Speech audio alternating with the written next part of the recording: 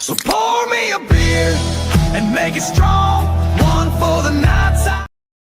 And welcome back into the Beers and Balls Show. My name is Eddie, and today we're going to be talking about how Jordan Love can take that next big step in becoming an even more elite quarterback. But before we got my words all mixed up here, but before we begin, let's make sure you guys hit that subscribe button, give away at 500 subscribers, like, comment, do all the fun things for us. Cheers.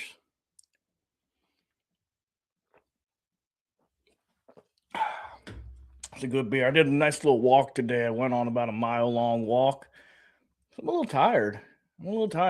But as we kind of get forward through this show here, I want to first talk about Jordan Love needing to run. You know, the old from Rasheed Rocker, run, Jordan, run.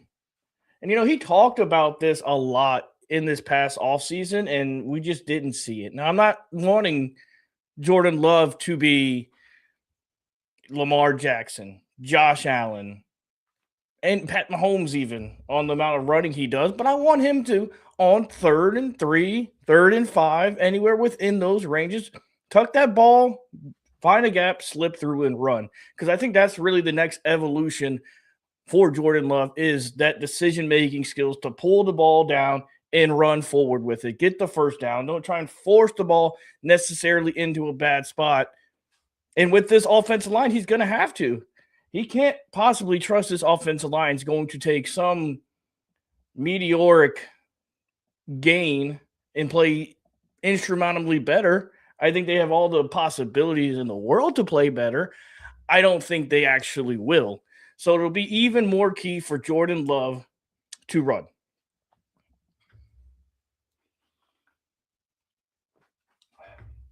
Because if you look around the league, you know, we look at the Josh Allens of the world, that he's able to scamper off and get 45, 50 yards and be great. I just want Jordan to give me 10, Jordan. Give me 10 yards, 15 yards. We got Tanner in the TikTok chat saying, Baron Sorrell is going to be explosive this year. I absolutely agree. But it's hard for me to buy into the off-season workout hype. I mean, I saw Rashawn Gary do it for years. He was an all-pro at pushing out like workout videos to get you all excited. He looked great, hitting about 23 miles per hour on that treadmill. And he is such a good player too. So I expect those things to translate to the field. He really had a coming out party against the Vikings. So I mean that should make you excited. And he's going to have to play a bigger role this year than he ever has before. He's going to have to play a bigger role, especially early on, because Michael Parsons isn't going to be there. LVN is still progressing. He's going to be a big rotational piece, and there's obviously no Rashawn Gary either. So that's a great point, though, Tanner, bringing that up.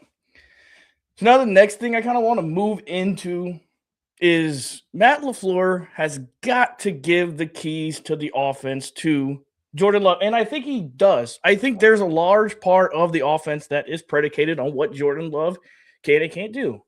Matt LaFleur does a fantastic job at really dialing up plays that really suits Jordan Love. But I think there's a large part of the offense that's still out there that's the middle of the field. We got to be able to attack the middle of the field. So was Rashawn Gary a disappointment? Yes, he was. Not his whole career, though. Rashawn Gary wasn't a disappointment in his whole career, just the last probably 2 years or so. That ACL injury really, really slowed him down. But for Matt LaFleur, because I was pondering this yesterday, and I'm not the sharpest tool in the tool shed.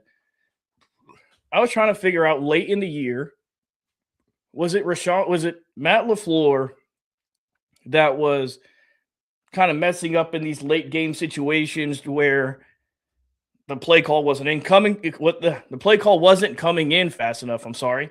It was a bad play call. Jordan maybe missed something on the field, or the offensive line just didn't block.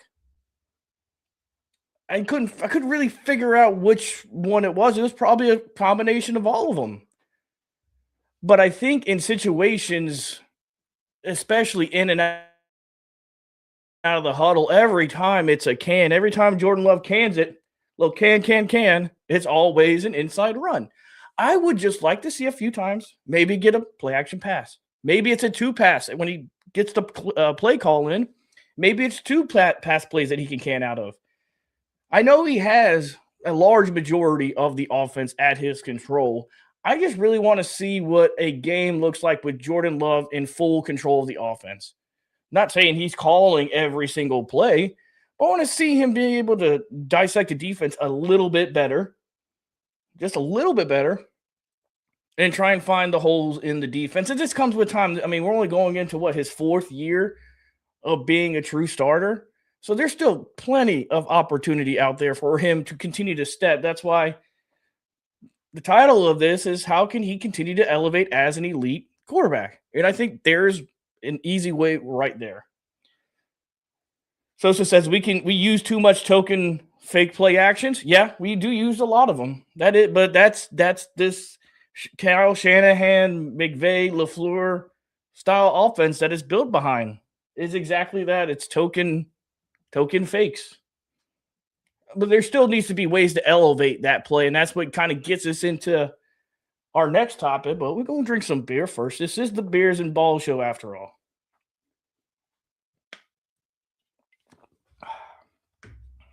So, can Matt LaFleur continue to elevate Jordan Love? And I think he can by doing a better job at mid-game adjustments. You know, I look at the playoff game against the Bears as a number one A1 mess up from Matt LaFleur on being able to not being able to adjust on the fly. Dennis Allen did a fantastic job bringing the edge pressures from the secondary. And there was just no answer for Matt LaFleur. He didn't adjust. At least it didn't look out on paper. He didn't adjust enough to compensate for their blitzing 6-7 guys sometimes. And what will we do? Can it into an inside zone when we are a finesse team, not a power running team. Now, these things can get better, right? He is one of the best play callers, play drawers in the NFL. He comes from it. He's shown so many times this year that he is great at drawing up plays. But it needs to put it together. You know, it needs to be 4 quarters of it. My man, Michael Burris, smoking a cigar, watching the show. I appreciate the hell out of you, Michael. Hope you had a great day.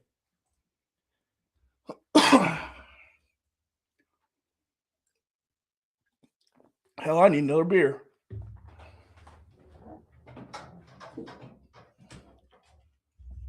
Because I think with Matt LaFleur being able to continue to elevate Jordan Love, whether it's the play calling, whether it's just preparation during the week of practice, having a better plan. Because we can look at the Ravens game. You know, obviously, with Malik Willis, you're not going to be able to run a lot against that team. So he was great at dialing up great pass plays. I mean, Malik Willis had a career game. Malik Willis got $45 million in a large part because of that game. It's just too bad the defense just still didn't decide to show up that game. Blitz Prod, what's up, my man? Yeah, hey, I'm glad you're here. I'm glad you're able to make it. But it just comes back down to it's preparation, opportunity. He had plenty of opportunities throughout this year, you know, Cleveland game to really put a stamp on winning those games. And I think it's maybe even an even share between Matt LaFleur and Jordan Love on not being able to finish out those games. And that gets us to our next topic. What's the biggest thing that can really elevate Jordan Love over the top? Win. You got to win. You got to win the games you're supposed to win. Against Cleveland, you're supposed to win that game. Carolina, supposed to win that game. We can't have these cold streaks and losing to these bad teams because he did. I think he got one MVP vote. Dwan Jones, what's up, my man? Go Pack, go. We gotta win the games. And I know it's 11 other guys on the field or 10 other guys on the field and defense.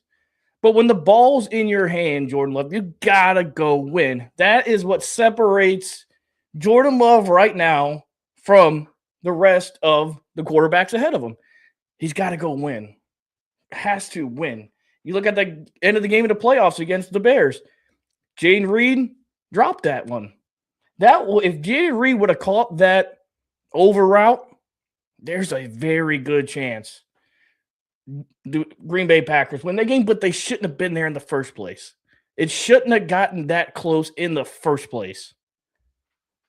It should have been well out of reach. And that's another part of winning as well. You have to put away teams. I know Matt LaFleur doesn't like, stomping on a bunch of points. Hey, if they don't want to stop you, they're not going to stop you. But Jordan Love has a key in that too. And I think that's when being able to check out of plays, not can it so much. And I get it, too high safeties. You want to run. That's the cardinal sin with too high defenses. But Jordan Love's good enough. He can fit the ball wherever it is that he wants to. Anywhere he wants to. And there's, Juwan, you make a good point on the TikTok chat there. We should have won that game. Every loss outside of probably the Baltimore loss, because, they just steamrolled us. They pretty much just steamrolled us. When we got out of our cars in the parking lot, walking into the game was over. But every other loss should have been wins. And that's an acumen to a good football team, is being able to win those close games. You have to. And now, one of the last things that I wanted to really touch on were the new rules. These new proposed rules. So the first one I'm all for. I never thought that should have been a problem in the first place, was being able to permit the kicking team to declare an onside kick at any time during the game. I thought that was never an issue. I don't know why they made that such a big deal in the first time.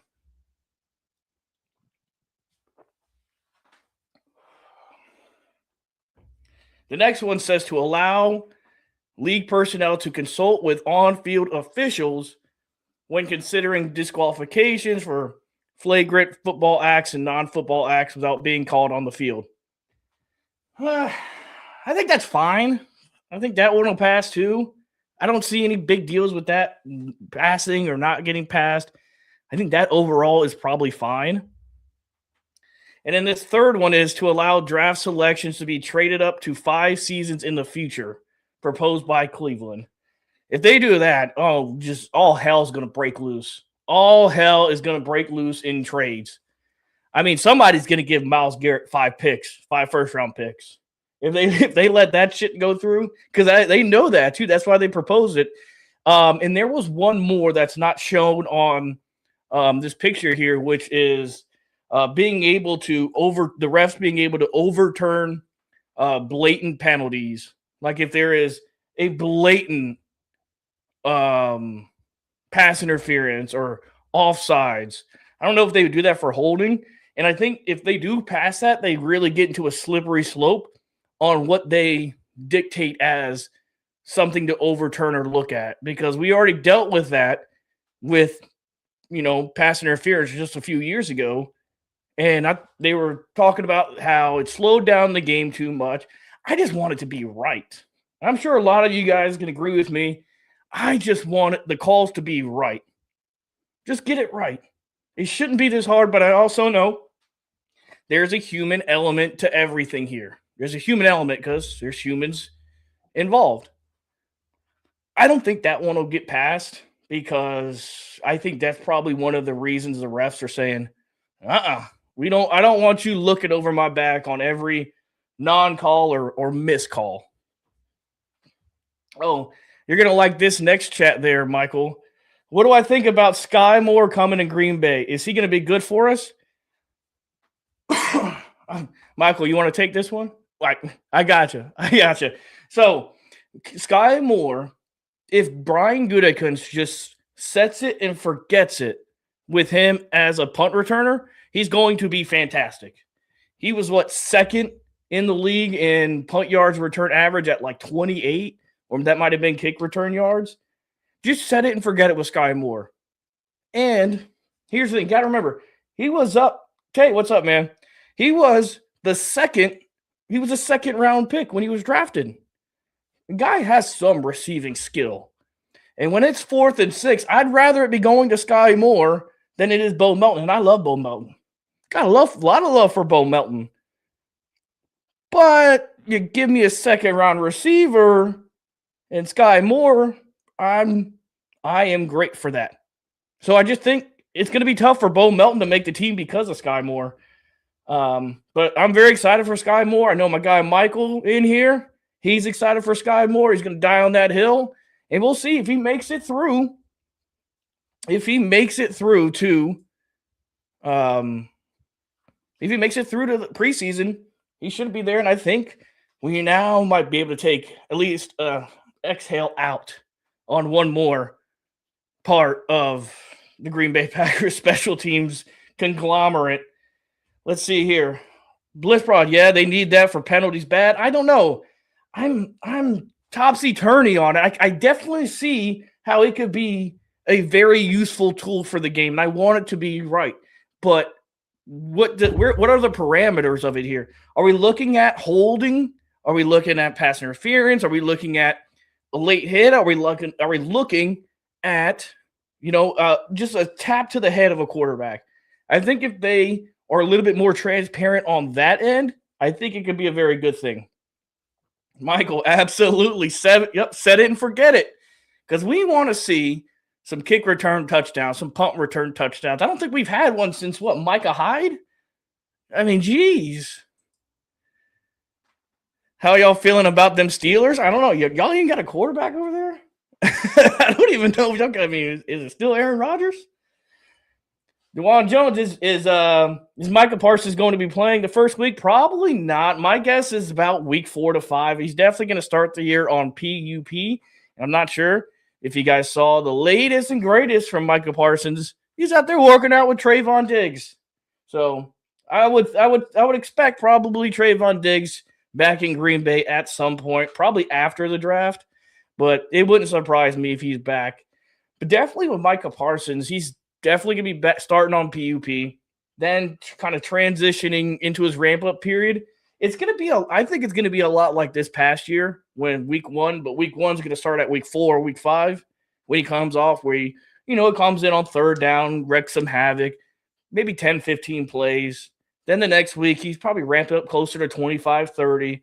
And then probably by week 7, he's probably full go by week 7 and integrated into this new Jonathan Gannon defense that's going to be so freaking exciting, I think. What do I think about Zaire Franklin and Javon Hargraves? Love it. Love it, man. Like, that's the thing what Goody really hit on this offseason is the Packers have been, like I said in some previous videos, just dehydrated for a true middle linebacker. I mean, the last one that was the closest thing to it, Blake Martinez. And I mean, what did he have? Over 100 tackles. He led the team in tackles a year, and then he went to the Giants. But we've kind of stayed away from a true Mike, and that's exactly what Zaire Franklin is. He's a true middle linebacker that's going to be able to just elevate Edgerrin Cooper, because that's the guy you want to spotlight is Edgerrin Cooper. You want to be able to put him in every position possible for him to do his absolute best, whether that's blitzing up the middle, blitzing on the edge, man coverage, whatever it is. You have to just make sure you put him in a great spot for him to succeed at the highest level, because he's a future All-Pro, Edgerrin Cooper, absolute future All-Pro. So let's just figure out ways to elevate him. Zaire Franklin, he's a sure tackler, and he's been healthy. So those are two great things you can sit on with Zaire Franklin. Now, Javon Hargraves is a more interesting one. Which Javon Hargraves are we getting? Are we getting Eagles Javon Hargraves, Or are we getting Minnesota Vikings Javon Hargraves? Last time he was with Gannon, he was elite. He was an elite pass rusher. If we get Javon Hargraves from the Eagles, it's going to be a tough front there with Wyatt and with Hargraves. I got a lot of hope for this season because we probably got a top receiver and running back duos. And I know you're talking about the Steelers here. And they just traded for Michael Pittman. Oh, I mean, I put it up there with Pittman and DK. That's pretty good. Running back duos, Bliss Prod. There's no center of the earth or anywhere in this universe where Jalen Warren is part of a top running back duo. And I love you, man. There's no world where that's a thing. But to kind of get forward, who else could Brian Gutekunst bring in? I mean, there's some guys that are out there still. Calais Campbell comes to mind for me. I think Calais Campbell is a no-brainer. He's going to be a rotational guy. Don't show up to camp. Keep it moving. He can, but do you want to come to Green Bay? You want to leave Arizona to come to Green Bay? I mean, you'll have a whole hell of a lot better shot at winning something because you ain't winning nothing in Arizona. And, maybe he brings Josh Sweat with him. Maybe he talks. Calais comes early camp, says, hey, man, Matt's a better LaFleur. We got the better LaFleur over here. Why don't you just tell Mike, send you over here? We'll probably get you like a 6th-round pick or something. But no, I kid. But probably not. Calais Campbell would be fun. DJ Reader is the one that's getting talked about in every single person's camp. Any team that is sniffing any sort of interior defensive line help, their DJ Reader's in the conversation there. I think right now the reason why he hasn't been signed is there is so many teams talking to him still, and he's trying to figure out his best option. Kyle, what's up, man? Happy hump day. Yeah, it's hump day. Well, every damn day's about hump day, isn't it? Just, I guess, the way you look at it. Hope your day has been well, my friend. But if you tag DJ Reader up with Wyatt, with Hargraves, that's Mike. My bad. Mike, my bad. That's all. Hand up accountability. That's on me. Hand up accountability. You team those 3 guys up. That's one hell of a defensive front you got there. That's a damn good defensive line front. And in the secondary, there's really not a ton. I've seen a lot of people talk about L'Jarius Sneed. Hell no, L'Jarius Sneed.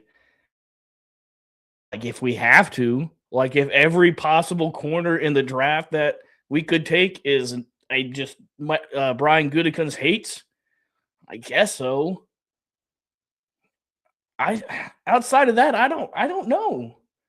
It's a tough place to be in when you're Green Bay, and I don't know if it's because if we look back at like maybe the Jair Alexander signing because he didn't play as much and we really didn't attack that position as much as we probably should have because you have, when he's healthy, one of the better cornerbacks in the league there. So if most teams don't even have one and you got one, so you don't really pay too much attention to it. And Brian's kind of missed on some corners as of late. I don't know. Oh, I was right with Kyle. Okay, never mind. I take back my hand up accountability. You were quoting the commercial. Okay, I gotcha. Ooh, this is a fun one. Do I think Matthew Golden is going to take a leap in his second year? Absolutely. I don't think he's going to have a choice. To then take a leap. And also, there isn't much of a jump he needs to take comparative to last year. It was insane to me. And maybe it was one of those things where you keep Dobbs around you, try and feed him to get him the most money he can get in free agency so you can get the comp pick. I don't know, because I've heard that before, and I was like, that doesn't make any sense. Go win the football game. I don't care about some guy's contract that he's not going to be here. Now, go win the football game. And I think Matthew Golden in every situation puts you in a better position to win than Romeo Dobbs. Why else would you not? Why else wouldn't you take him? Why would you take him in the first round? That part was alarming to me, because it was always, this could be a great game for Matthew Golden to just absolutely ball out in. Never came until the end there with a touchdown, and even as impressive as that was, it should have put the game away. It didn't. But I'm keen to seeing what the lineup looks like with Matthew Golden on the field, with Watson, with Reed, and hopefully Tucker Kraft early, on how their alignments are, what they are when they're in a 22 personnel with 2 receivers, 2 tight ends. What does it look like in a trio set? Maybe a quad set with Wicks as well. But Matthew Golden should not take a backseat to anybody this year in that receiving room, outside of probably Christian Watson, but you don't have to. Just put them both on the field. Did we get rid of McManus, the kicker? No, we paid him $1 million. He's here. He's here for the long haul, or at least another year. But I think McManus can be better if Matt LaFleur allows the offensive line to play special teams. You know, if we allow Tom to be out there, I understand you're another play, but damn, make the damn kick. Don't let him overload on, your third string tight end in a safety. You got to be a little bit better at that. Maybe without Rich Bisaccia just burning the whole thing to the ground, maybe we can get to some competent special teams. I'm not going to buy that. I'm not going to buy that stock until I see it, and it's going to take a while to see. But one stock I am buying is punt return. I'm buying me some punt return stock now. Get me some Sky Moore ball in his hands action. I can buy that. Yeah, we pissed away. We did, Kyle. We pissed away Matthew Golden's first year. Absolutely. We need to see more Golden on contested catches. You just need to see more Matthew Golden in general, because he could have had a much better year. If we kind of rewind his year, I think about that first one against Cleveland, that was a long ball shot that was missed. Also against the Commanders, where Jordan Love missed him. I mean, there's 200 yards of yak right there that he missed. And then the one in Cleveland where he just ran out of bounds. It's a little crazy, where Jordan and him need to just get on page, because Jordan just was either overthrowing or underthrowing him. And the thing is I don't know how intertwined Matthew Golden was to this entire offense, because even when guys did go down, like Jaden Reed, we didn't see a lot of Matthew Golden either, because Jaden Reed went down. Watson wasn't playing. Wicks would have a hammy, and it's just, where's the games you thought you were going to see involvement with Matthew Golden? They just weren't there. So Matt LaFleur needs to do a better job of trying to scheme up things for Matthew Golden. Over here on the YouTube chats, we got Blitzprod coming back in. I still think that Tucker Kraft game versus Pittsburgh, and that game should give you nightmares, my man. That game could. I still watch the highlights of that game, and I was like, give me Tucker Kraft for 17 games, man. Give me him for 17 games at this level, because going into the year, I thought Tucker Kraft was going to be good. Not that good. I didn't think he was going to be a top 5 tight end in the league. Good. Hell, I think he's going to be, with ACL injuries nowadays. You look at Christian Watson. Hell, you can argue Christian Watson came back better than before. I don't know. Modern medicine's crazy. But yeah, Tucker Kraft, he's going to have a big year for us this year. And then over here on the TikToks, can't wait for Duplay Houdini in Chicago's defense that last game. Yep, he did. He did with that one. And then you can't wait for some golden Lambeau leaps. Yeah, I think the social teams will probably have some sort of fun with whenever Matthew Golden goes and does his Lambeau leap. They'll figure out something cool for that. Go Pack Go, HB. Seth, hey, go Pack Go, brother. That Matt LaFleur's fault. We kept playing this not fun game of Bo Melton hybrid crap. Yeah, Bo Melton. I love Bo Melton too. I got nothing against Bo Melton. He's just not the caliber of player that he was taking reps from and being on the field from. I think he's a great talent. He's a great talent. I miss Tucker Kraft so much when we lost him. That hurt us bad. It definitely did because the entire offense ran right through him. The run game ran through him. The passing game ran through him. When Jordan Love was under pressure and needed a bailout, it ran through him. So it was a huge loss. It was a bigger loss. I mean, it was basically like the offense losing Micah Parsons.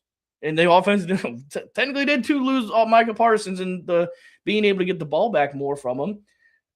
But it was tough, and the injuries happen. You just hope that now that he's able to come back and be just as, if not better, in his production than when he was before. Yes, Seth, that Broncos game, man. You talk about another blown one. Pause. But that team was inches away from a Super Bowl, but that's been the Packers' curse from years. Is these teams that are ending up in the Super Bowl, the Packers have beaten. Except for the Eagles. That's the one that we couldn't get over the hump with and being competitive with is them. But you look back when the Bengals and the Rams played in the Super Bowl, Packers beat both them. Was that the same year? No, that was a different year. But we beat the Rams that Super Bowl year, and I can't remember if we played the Bengals or not. It's tough losing those games because you're competing. You're right there competing with everybody. I think the Pack will be pretty good again this year, but that division is so tough because I think the Lions are going to bounce back with y'all and the Bears. Now that's an interesting thing because on my last TikTok, I dove into all the schedules, and you got to expect each and every one of these teams in the division to be good.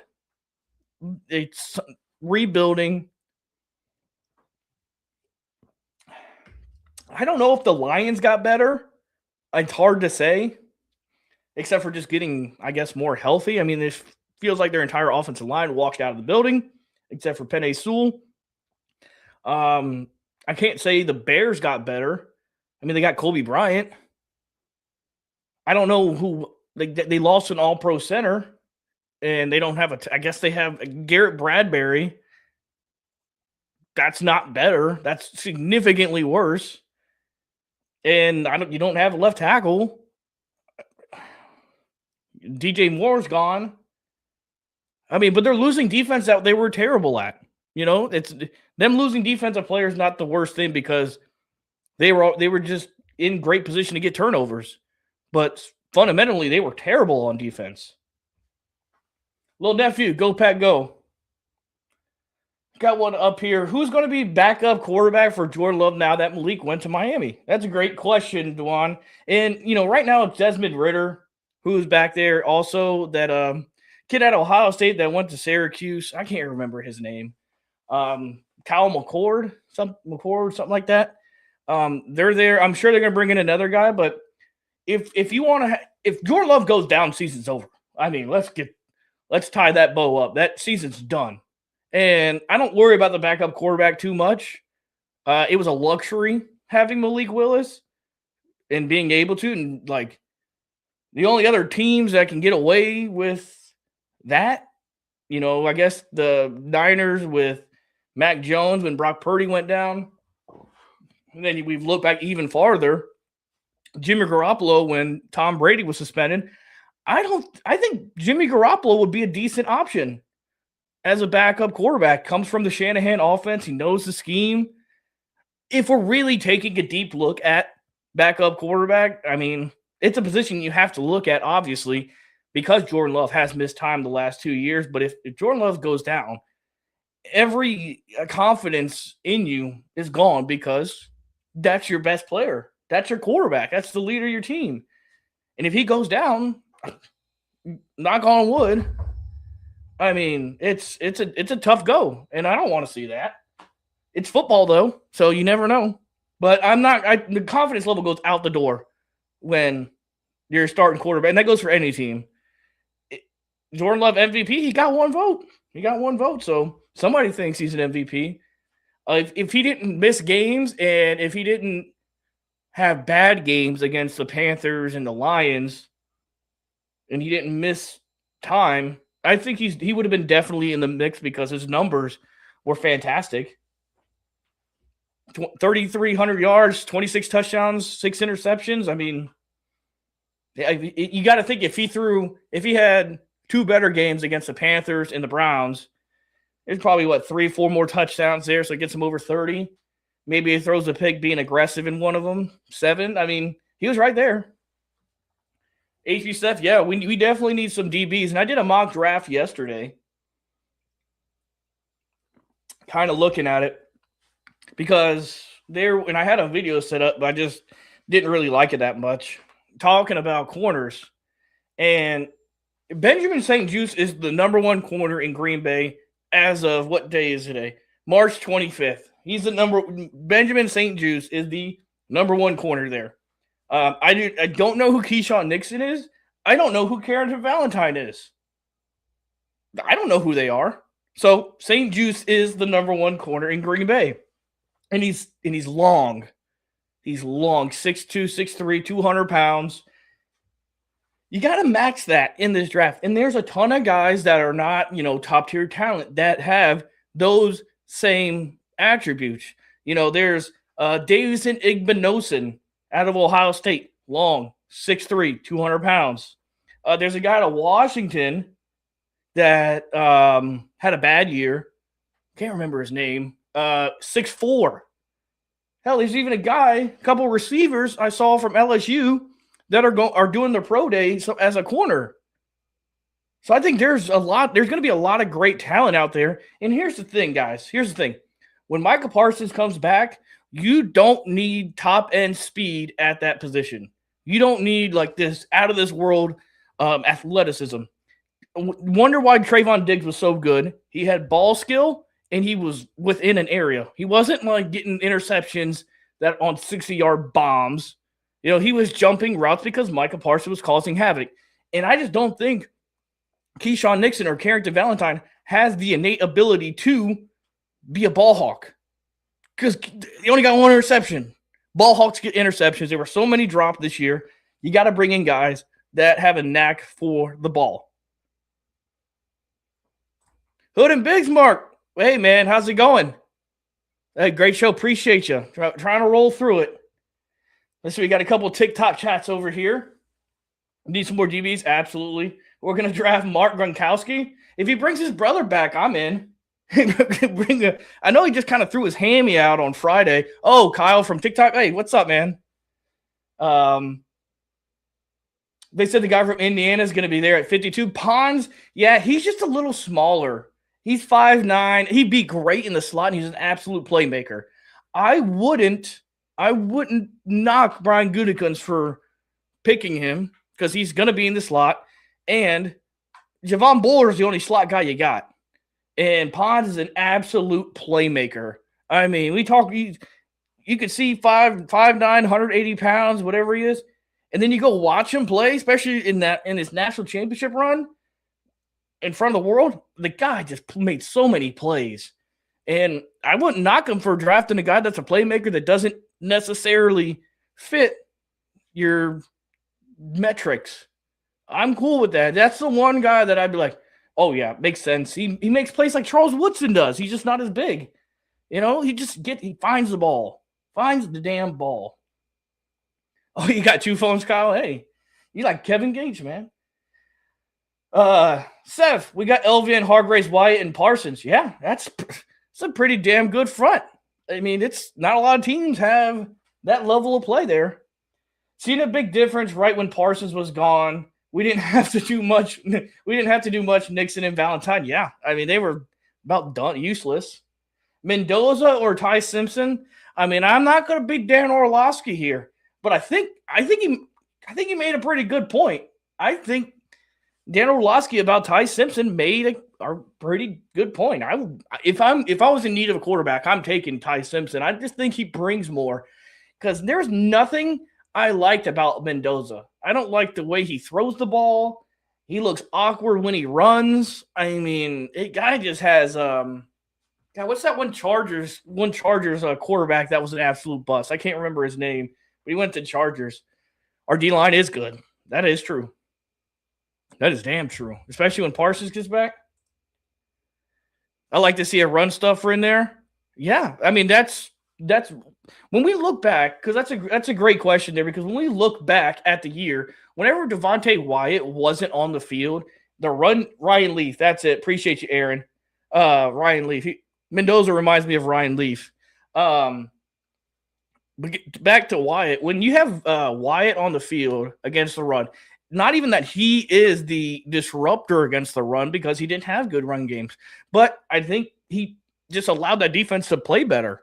Because against the run, when Wyatt was on the field, the Green Bay Packers run defense was very, very good. When he was off the field, I could run for about 115 yards against them. I mean, it's just terrible. It was so bad. Ty Simpson's overrated. Personal opinion. Hey, you guys' personal opinions are always welcome. Always welcome. But hey, I mean, I just like the way Ty Simpson throws the ball, like the way that it comes off his hand more.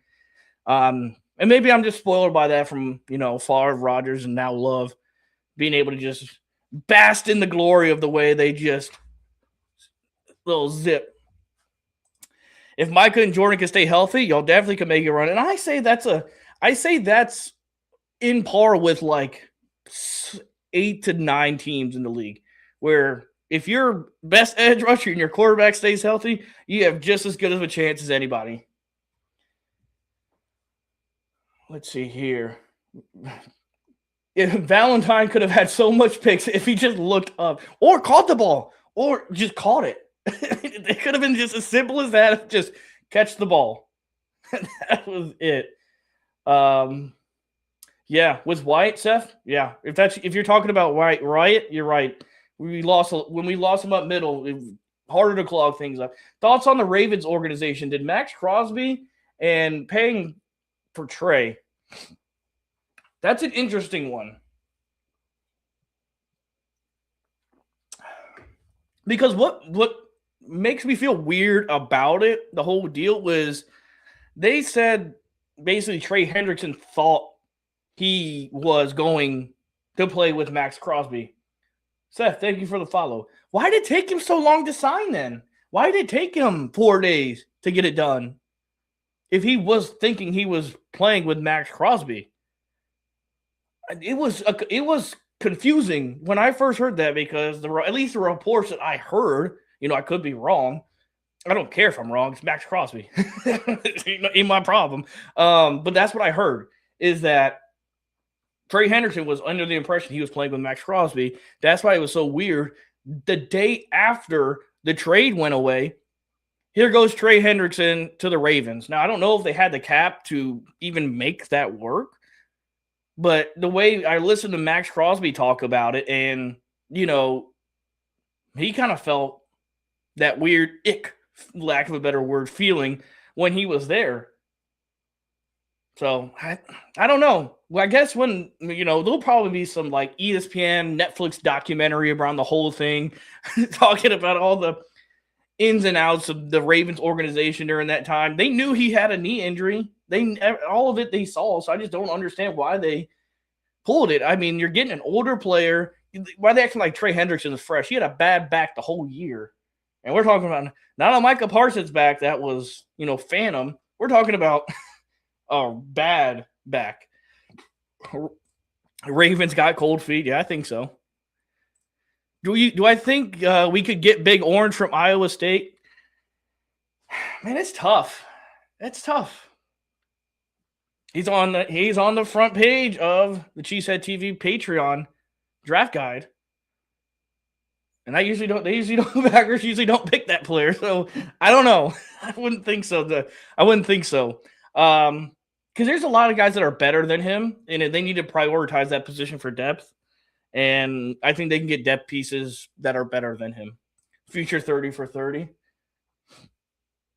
I'm just glad Crosby didn't go to the Bears. I wouldn't have cared if he did. I'm not even that big on Max Crosby. I think he's fine. I think he's a fine player. He's not worth 2 first-round picks. That's for damn sure. And I think that's what the Ravens figured out. He's not worth it.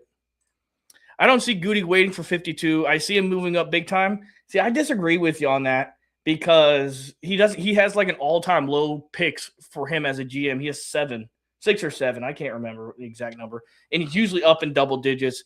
I see him, and I've seen plenty of mocks that I've done that he's moved back, like not once, but twice. And there's plenty of players in the like 3rd and 4th round. If he can double up on 3rd and 4th round picks, I'm okay getting out of the 2nd round because there's nobody game changing at 52. You know, you're just drafting depth. This whole draft is just going to be depth. I would be shocked if there was a single day 1 starter or a single draft pick that does start week 1. Outside of probably corner. Xavier McKinney's locks, I agree. Daily reminder, we agree on something. It's F the Pats all day. Yeah, I can get behind that. Maybe they wanted to keep the picks and pulled bull crap. They could have, Aaron. They could have seen it and got extra like looks at his x-rays, his knees, and said, nope, I don't want any business with this. Could have. They had every right to. Just like buying a house. You know, you got that escrow amount of time where it's, oh yeah, nope, pulled out. The foundation is shifting too much. Have you heard that I'm pretty sure Zay Flowers is asking JSN money?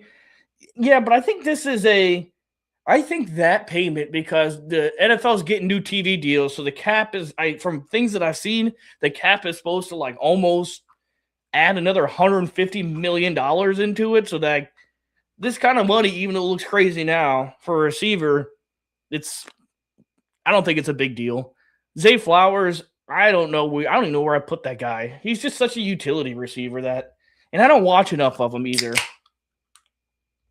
All right, let's see. On the TikTokas, Evan Williams, X, and Bullard in our slot. Defense is still solid. Yeah, it's just the slot position that I worry about because there isn't any.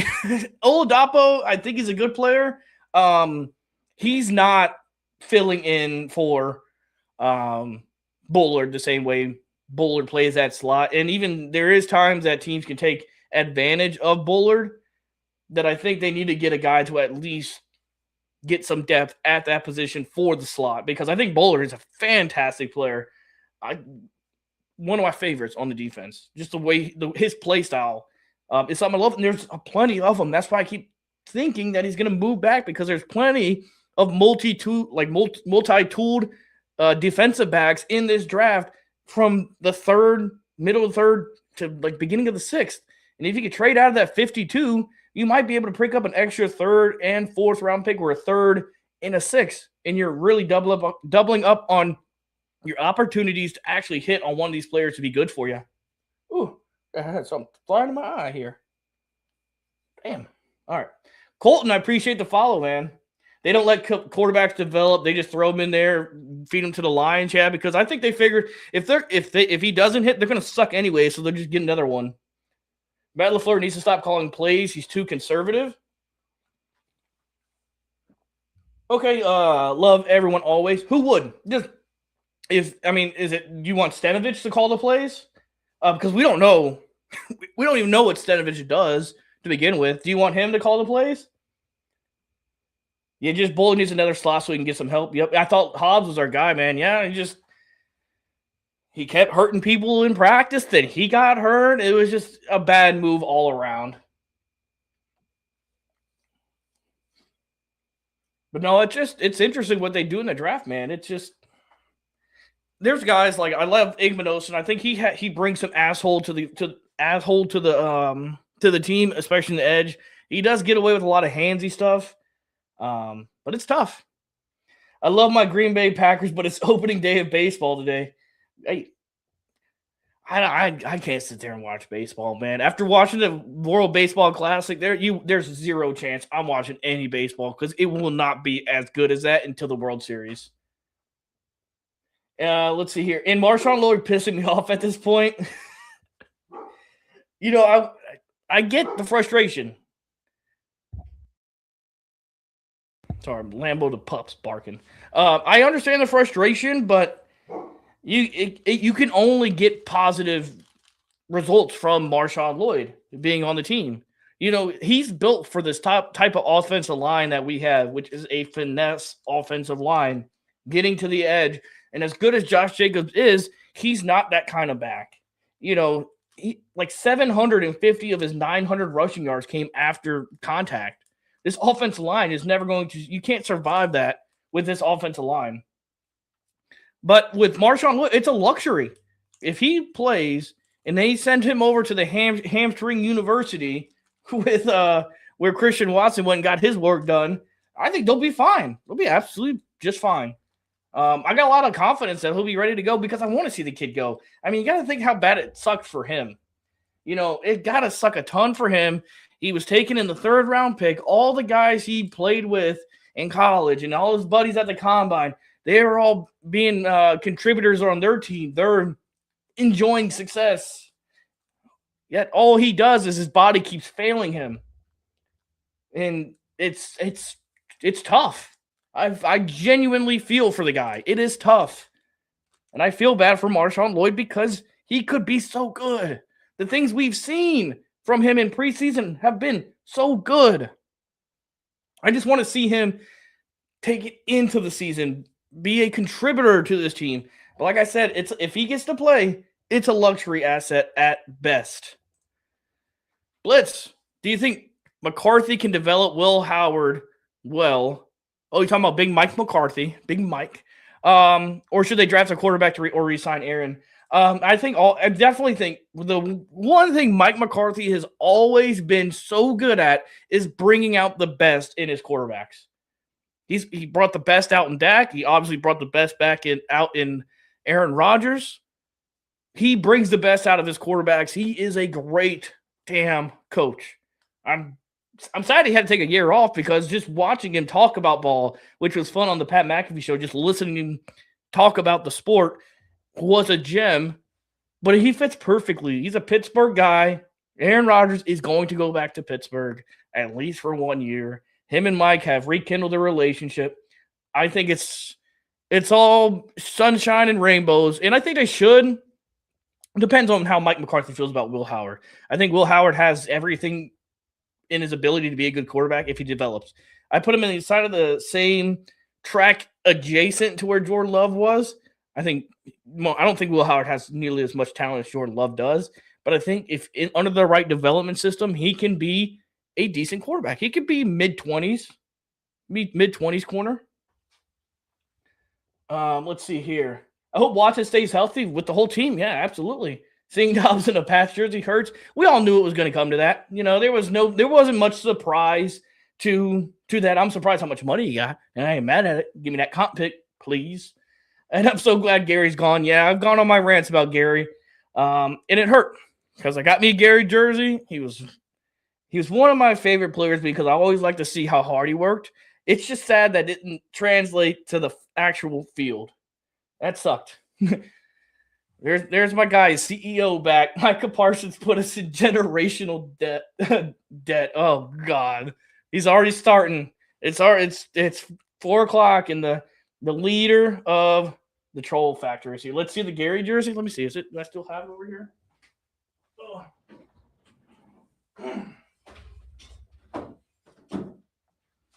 Here it is, ladies and gentlemen. Now, maybe I'll let y'all decide what I should do with it. Should I just burn it? Should I just burn the Gary jersey? I mean, Jesus. I might as well use it as a piss rag for old Lambo the dog at this point. That's about as use it's getting for me now.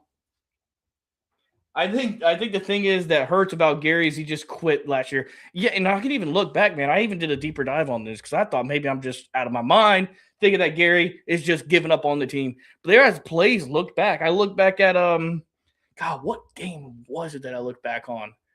But it might have been against the Cowboys years ago. But it was one run out to the right side, and there's Rashawn Gary just jogging along, and not even getting anywhere close. Guys, it just so sucks because he's always been a high motor guy. And it's like it's like you're at your job, right? You're a CEO of a job, and you got this one employee who's just been killing it, right? So you give him a raise. Now he sucks. Now you got to fire him That part sucks because he's probably a great human being. He just sucks at his job now. I said I was going to get a golden jersey when he scored in the playoffs, and it worked out. So there you go. There you go. Zane, welcome in. Thank God Gary's gone, honestly. And we got a 4th-round pick for him. That's the craziest part. We got a 4th-round pick for him. That's the insanity of it all. That is the insanity of it all for what we got back.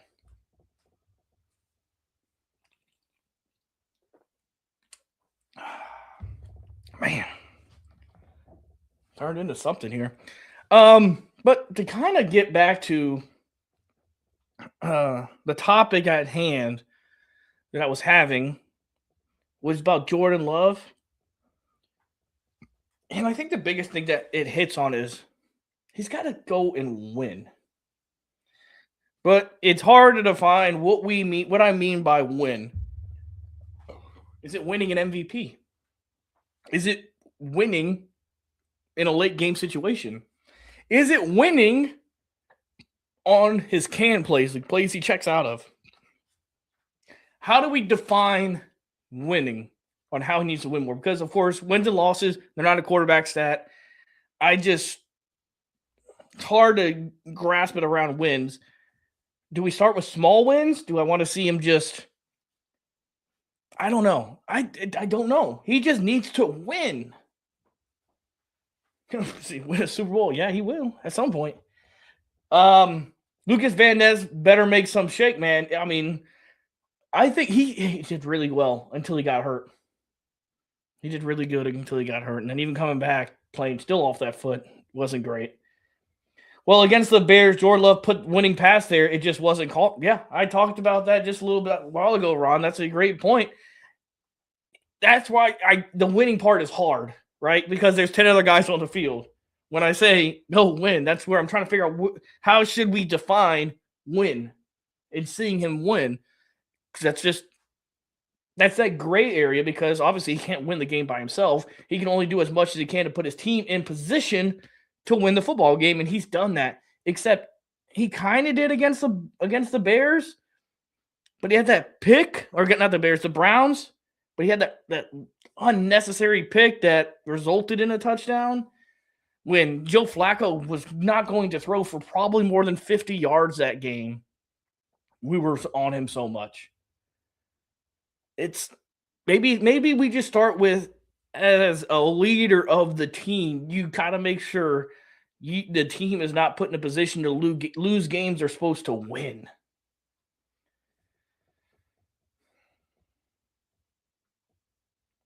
Yeah, that's what I'm meaning too as well, Kyle. I mean, the San Francisco game, missed kicks.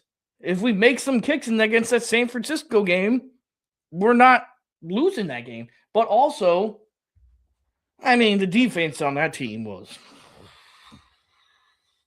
that was a terrible. I mean, Christian McCaffrey made Darnell Savage just ate his lunch on a simple move for like a 30-yard touchdown. He needs to show me something. He just pisses me off overall. Here's the only thing I want to see improvement on Matt from is let's play with tempo. Meaning as something as simple, let's get the fucking call in faster. Let's get the play call in faster. I hate nothing drives me up a wall more than unnecessary timeout usage. So that's another thing he can really work on. And then just for the love of everything, Packers, have a better plan coming out of half when you get hit with something you're not expecting. Don't just try and stick with the status quo of what got you there. You got to be able to adjust on the fly. But honest question, who needs to step up on the other side of Parsons? Because outside of him, I don't know. Again, you guys have some fantastic questions here. Let's take a look at the defense line. So they got LVN. He's probably the first one you got to think has to take a big step, LVN. And I think, hey, he's going to have all the opportunities in the world to take that step. Can he do it? Maybe now that we're going back to a 3-4 look, we can kind of maybe kick him inside over a guard a few more times so that he's lined up a guard more like he was in college at Iowa. Played a ton over the guard. Sorrell should have a good year. You can't expect a lot out of these guys, though, especially like Stackhouse. Stackhouse, 7th-round guy. Sorrell, later round guy. They got to really put the time in to get opportunities. In which with Sean Gary gone, this is going to give somebody, whether that's Bretton Cox, whether it's Evan Mosby, whether it is Sorrell, Colin Oliver, these guys are all going to have a crack at it. Who's going to grab that opportunity and run with it? That's the question for them. And that's OTAs, mini camp, training camp, obviously, and the preseason. Going to be LVN or Sorrell? I would love either one of them to step up. Do I think Pitt in the first round should draft Makai Lemon and have DK Michael on the outside, have Levin work inside? I don't even know what Pittsburgh needs, but I guess I don't know what they need. Sure, take them. More receivers for Aaron Rodgers to throw the ball to, because he had like none outside of DK last year. Let's see here. Is the problem Love or his receivers? Again, no, I don't think either one of them are, because the drop percentages got better than they were. They were a big problem, the drop, but I think they got better. But we also have to look at the throws that Jordan Love's making. He's making some very low percentage throws a lot. He loves throwing that motherfucker down the field. He loves throwing that rock down the field, taking his chances, hunting big plays. So you're going to have more drops in situations like that. If he hits the middle of the field, I think like more in routes coming after play action games, just setting something to get the ball over the middle of the field, I think it'll be better. Because obviously there's always going to be drops. It's how much can we limit them. Better top clock management and those screen passes. Let's see, go back up here. In the red zone. Yeah, red zone's got to get better. It wasn't terrible. It wasn't terrible, but it wasn't up to snuff for a Matt LaFleur offense. He used to keep it on the neck when he first started. Now he just lets teams come back. Yeah, I always wondered where that all gas, no MF and brakes, where did that Matt LaFleur go? I want that guy back. Give me the all gas, no brakes. Give me that Matt LaFleur back. Because this team is just as talented as that when he said it in 2019, 20 or something like, or right around that year. I disagree. These guys need to know it's their time, to quote the late Kevin Green. I agree with you. Make a great point as well. It's who's going to take it. They know it's their time to step up. Who's going to seize the opportunity? Trust once Love hops on one leg, it gets real. Yeah, when he hits that back shoulder, that back foot fader, I've seen it so many times. It's not great. Fight ends. Welcome to the stream. I'm not sure. What do you said that's just not true. Last season the O-line was bottom 10.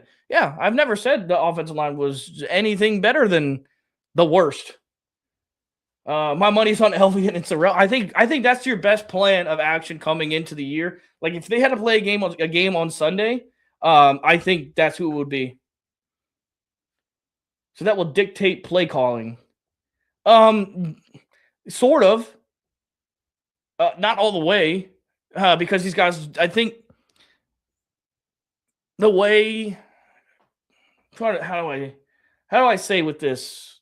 So I get it. You do have to play to the strengths of your team, and getting the ball over the middle field does require your offensive line to play at a higher level than what they did play this year. But also those kind of play calls, when I go back and watch, there's not a ton of opportunity that we saw. Like I didn't see a lot of in breaking routes like we saw even the years before. I think they got better with Jordan Morgan at left tackle. Aaron Banks, if he just stays healthy this offseason, gets some good time, gets continuity with Sean Ryan and with Jordan Morgan, I think they can be better. I'm not saying they're going to be, world movers, but I think they can probably be around like the 12th to 15th best offensive line. It's just going to be, can they move bodies this year? Go Pack, go, Brian. Go Pack, go.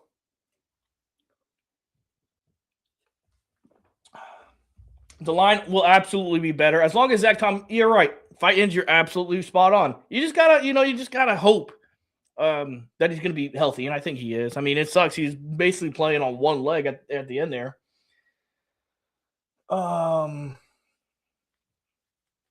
Morgan will for sure be better than Walker because that's his natural position. I mean, come on, let's draft guys and play them at the right positions, right? I mean, I understand the Packers love drafting a guard and playing him everywhere, drafting tackle and playing him everywhere. Draft an offensive lineman and just put him there. Let's see. Get this out of here. Block. There we go. Trade for Trent Jacob. Welcome back in, man. How you been? Trade for Trent Williams? Nah, I'm good.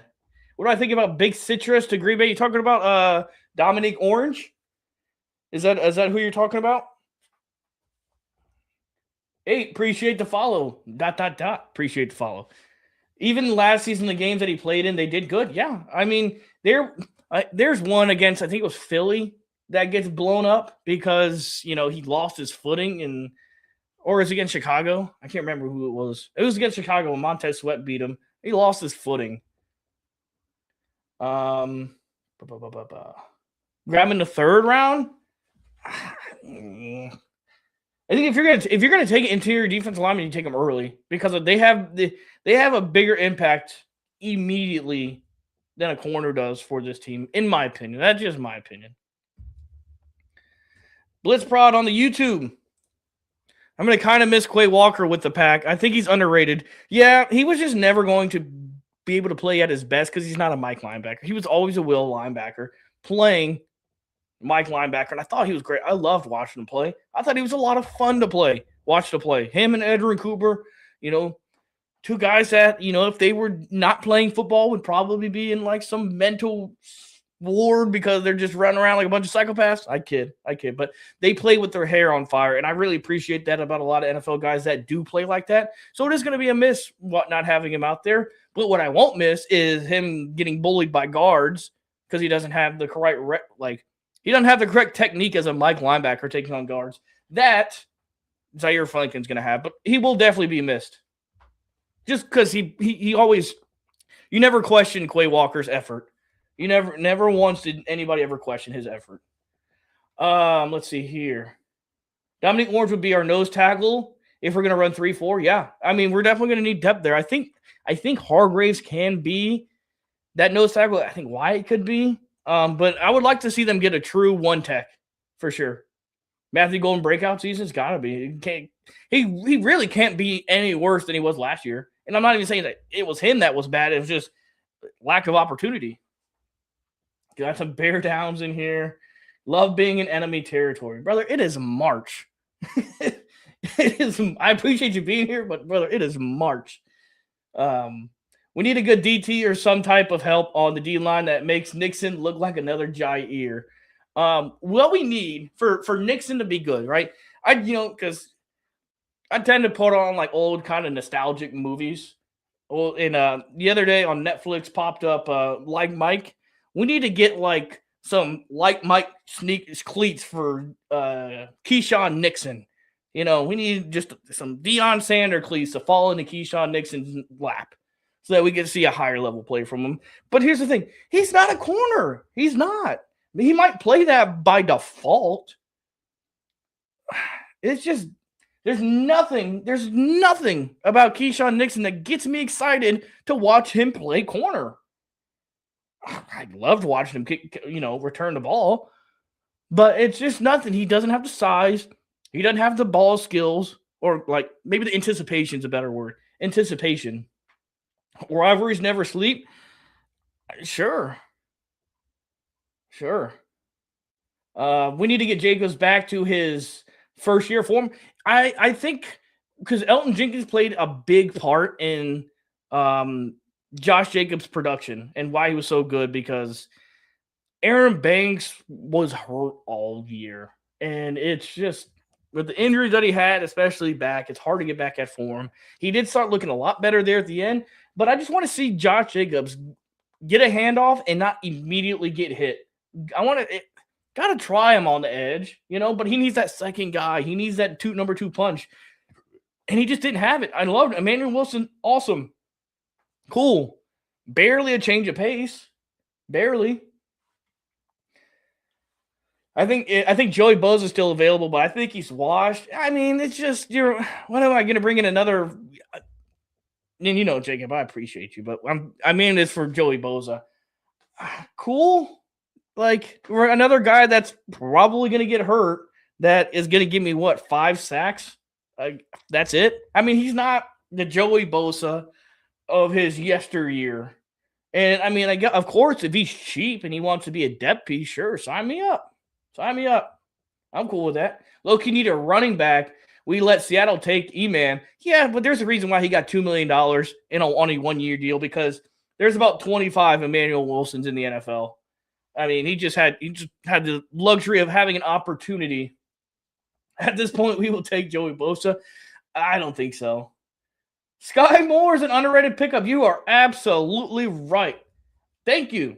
I appreciate you saying that, because he is. Because as long as he survives cut down days, he's going to be a pivotal part of where Jordan Love is starting the ball on the field. Because unlike Romeo Doubs just, receiving the punt and maybe getting a yard, Sky Moore has the potential to get you 25, 30 yards on return. He averaged 27 on a kickoff return. He averaged that. On punts, I'm not sure on the top of my head, but he was second. This guy's electric. You got to have a weapon on special teams. You got to have a weapon everywhere, but especially as a returner. Go Pack, go, Big Al. Oh, I'm all mixed up here. It's going fast.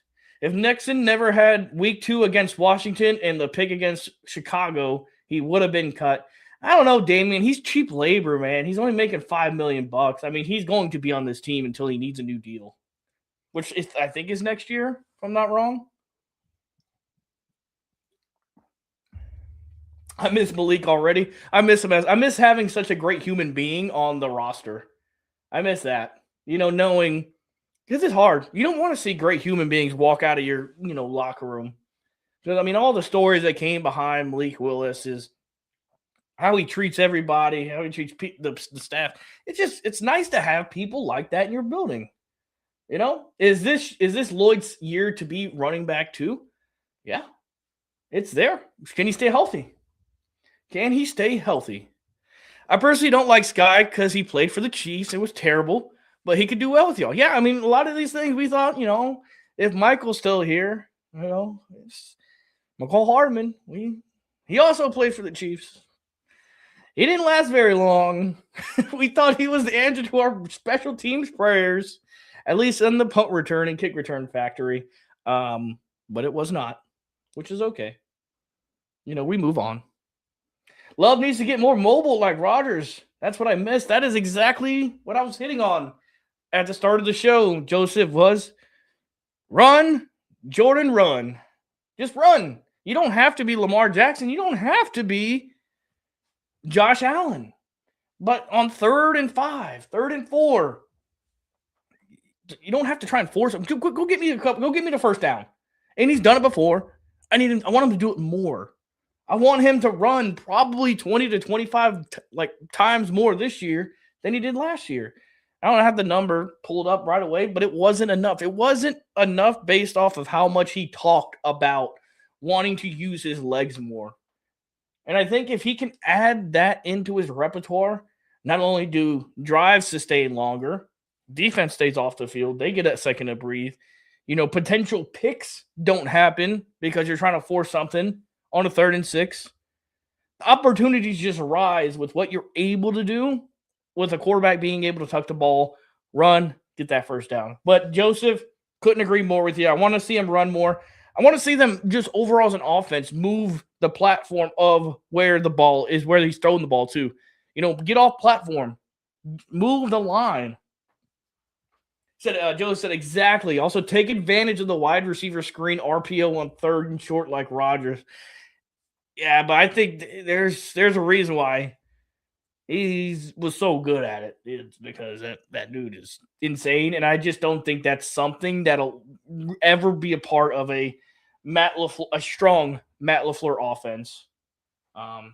That's just my opinion on there, because I think Matt LaFleur wants to do it his way, which is fine. I got no problems with that. I got no issues with that at all.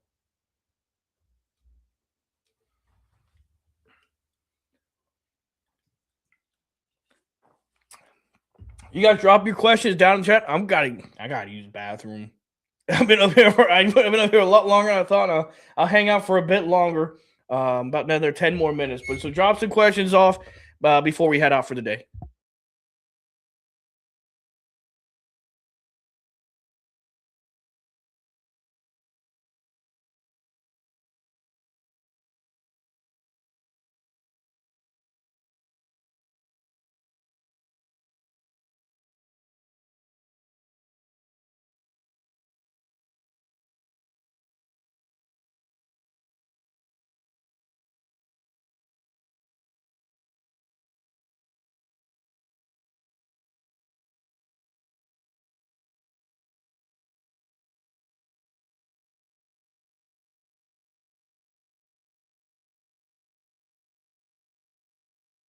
All right, let's start with the YouTube over here. We have to keep Hardman. We should have kept Hardman. I'm sorry, I can't read. Reading's tough for a guy like me. I just that's why I joined the army and didn't go to college. Anyway, we should have kept Hardman last year, but I will forgive if we just keep Sky Moore back there to return punts and kicks. Michael, I'm so glad that you have forgiveness in your heart.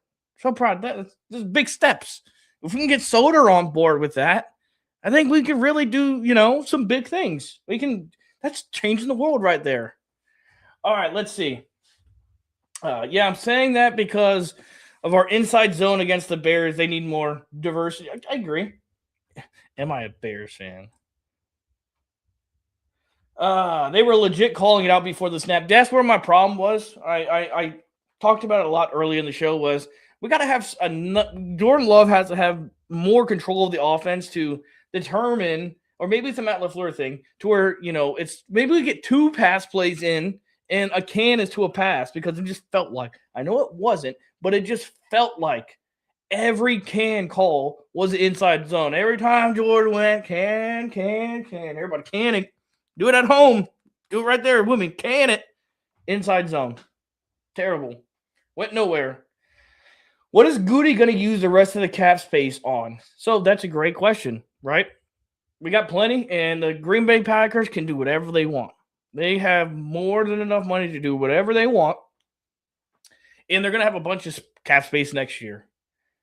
I think the real thing they should be worried about is extending Christian Watson, Tucker Kraft, Devontae Wyatt. Start with those 3 guys. And then you can maybe even get ahead on re-signing Reed. And I don't know how, Goody feels about Dontavian Wicks. He might just think he's just another guy. Just another pillar, but nothing to bat an eye at. Like, there's a lot of Dontavian Wicks is in the NFL.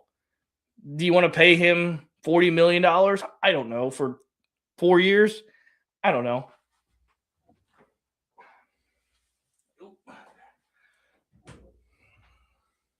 Well, that's going to wrap it up. I'll answer this one last one for Joseph right here.